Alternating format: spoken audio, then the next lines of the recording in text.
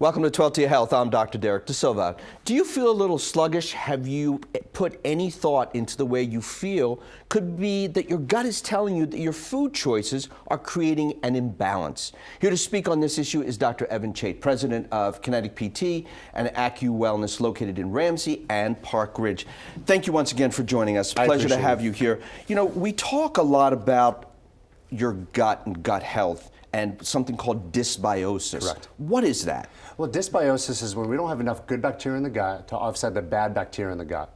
Like bad bacteria could be a fungi, or it could be a parasite, or it could be a virus.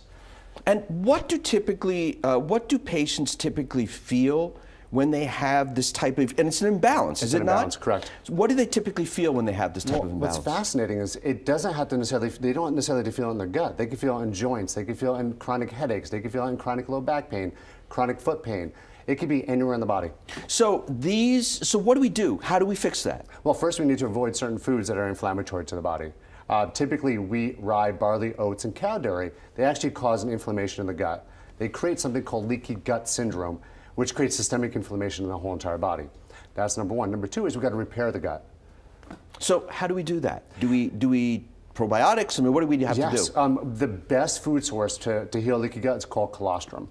And then getting on a probiotic that actually has survivability past the stomach acid, like spore-based probiotics assist with that. Very good. And give us some examples of some inflammatory foods. I mean, what I tell my patients is candy, cookies, ice cream, bread, pasta. Exactly. Right? I mean, is that pretty much it? Exactly. And then corn. Anything genetically modified is going to affect the gut as well.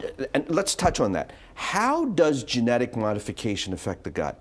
Well, because think about our gut. Our gut is, biome means like biotic. It's our DNA of our gut. There's 10 times more gut bacteria in our gut than we have blood cells in our body, right?